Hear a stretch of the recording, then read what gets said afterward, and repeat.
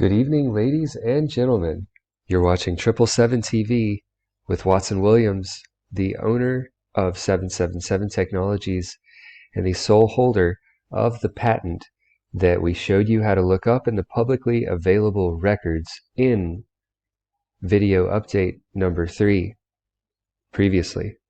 The reason this video is update 2 and we already published number 3 is because we had this video ready, an earlier version of it, and because of technical difficulties we are having to redo this video, in which we are going to cover 5 topics. Hopefully we're going to talk about dual use, supplementation, trust, resilience, and uniqueness.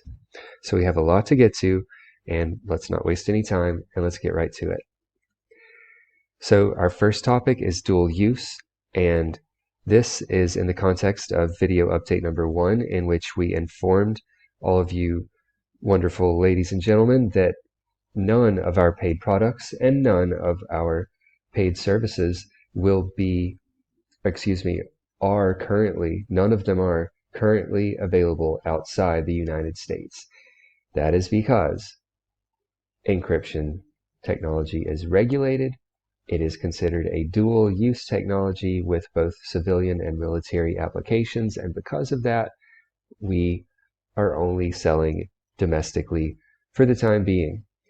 In a future video, we will probably take a closer look at the EAR, which is the Export Administration Regulations put out by the Department of Commerce, but for now, we're going to just leave it there and say that this is a good summary of why we have that current policy. So let's move on to supplementation. What do we mean by supplementation? So supplementation, we're talking about supplementation as opposed to replacement of what? Of encryption. So manual encryption versus automatic encryption. We are suggesting that manual encryption should be a supplement to automatic encryption end-to-end and not a replacement of it. And we simply want to clarify that so that there is no misunderstanding, so that our meaning is clear. We are not advocating the replacement of end-to-end encryption, but merely the supplementation thereof. And this gets into random versus pseudo-random, because true randomness you have to do manually. If you go to any random number generator and hope that it's going to give you a truly random number, it's not. It's using an algorithm, and any algorithm can be figured out after a while. You can see the pattern, and a prime example of that, actually I have a perfect example of that open right here at thehackernews.com. This article was published on February 12th of this year, and it's pretty recent news therefore, and it's about a ransomware called Rhizida that was cracked by the Korean Internet and Security Agency. This malware was using some encryption technology, and through a comprehensive analysis of the ransomware, they identified an implementation vulnerability enabling the regeneration of the key used by the malware. And so the key, Rhizida ransomware uses a cryptographically secure pseudo-random number generator, with the key error here being pseudo-random. They used an equation, essentially, and that equation led to their downfall. And if you look at some research level stuff about physical authentication using random number generation, blah, blah, blah, I just like this graphic here because it gives a comparison between pseudo-random and true randomness based on approach, efficiency, determinism, and periodicity.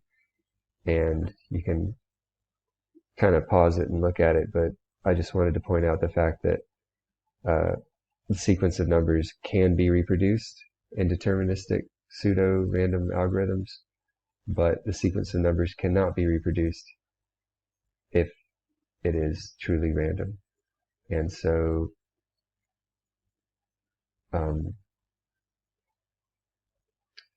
yeah, I mean, matrix encryption it requires you to come up with your own keys.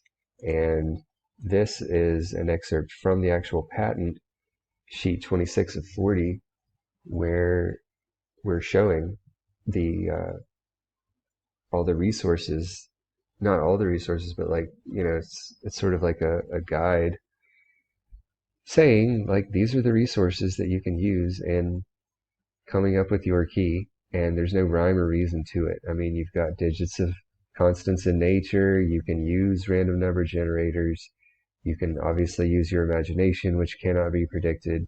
No one's going to know which numbers you copied and pasted and combined together and did like character replacements, like you can replace all 2s with 4s, replace all 5s with 7s very easily in text files, and you use the character count to know how big the number you have is. And you can imagine, I mean,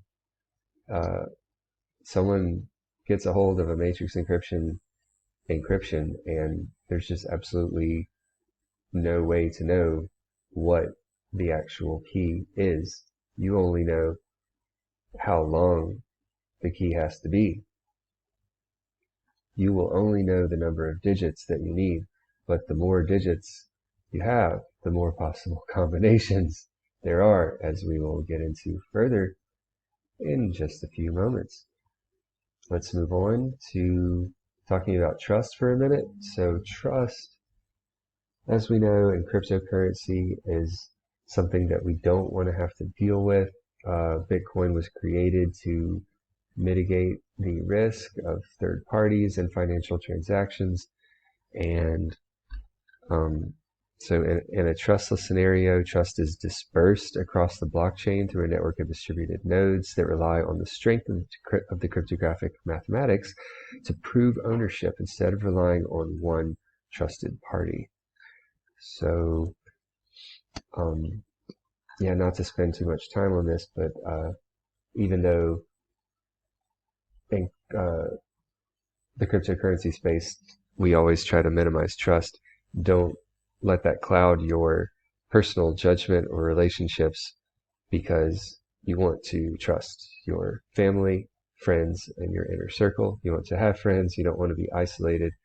And of course, you want to keep things in perspective and always develop a healthy psychology. And so that's the end of talking about trust. Now let's talk about resilience. We are aware that there is a program here at NIST, which is the National Institute for Standards and Technology.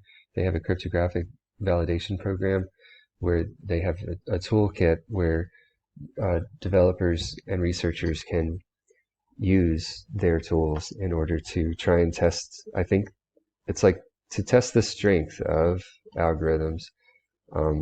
So matrix encryption has not gone through this process.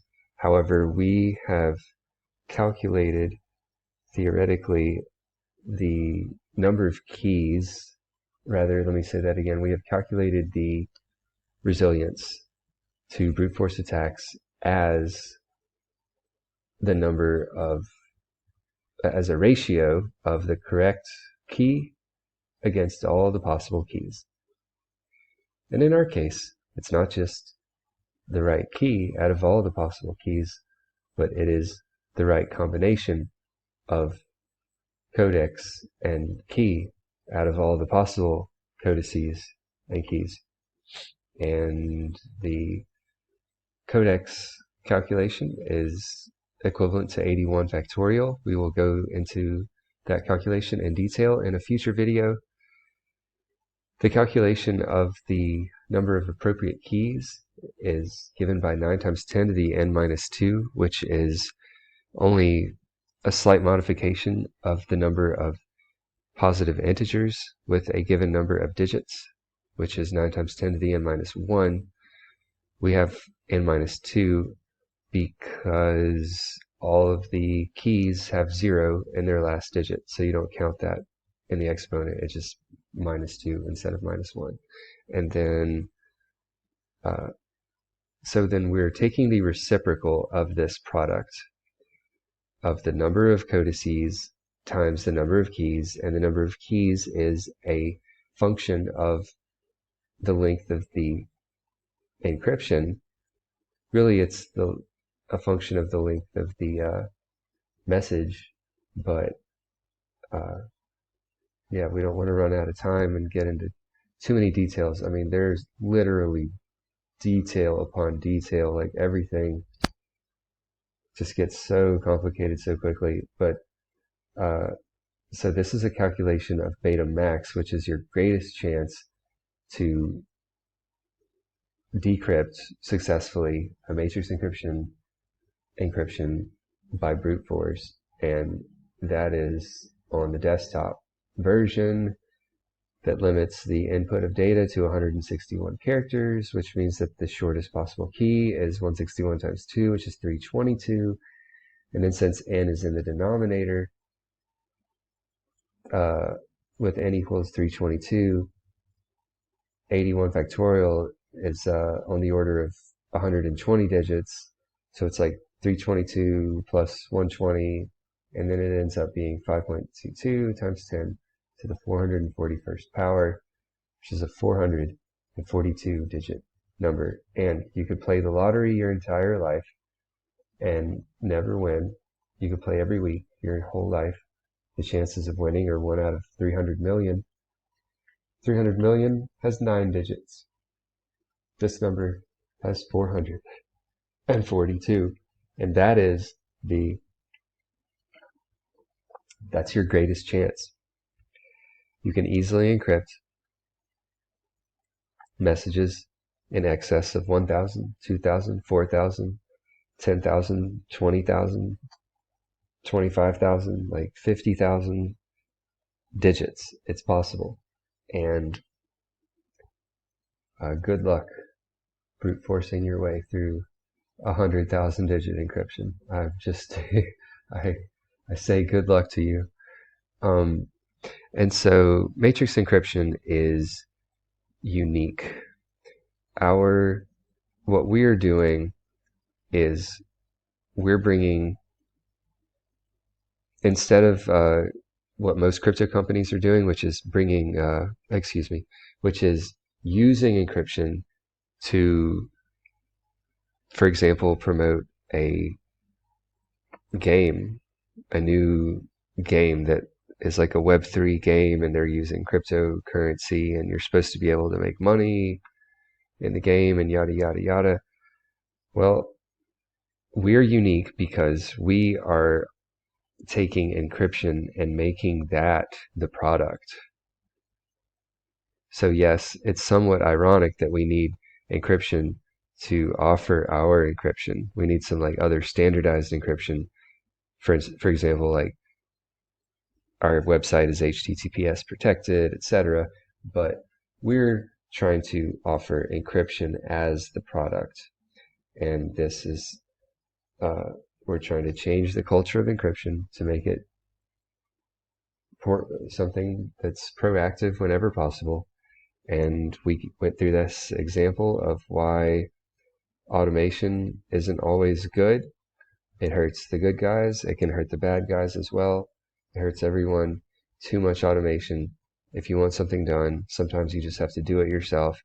If you want to get the girl, sometimes you have to pull up in a manual Camaro, a manual red Camaro, and she's going to be like, oh man, I want to go for a ride with you.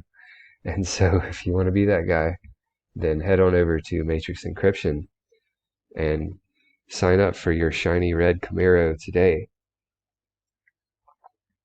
Thank you for watching, and I'll see you in the next video. Thank you.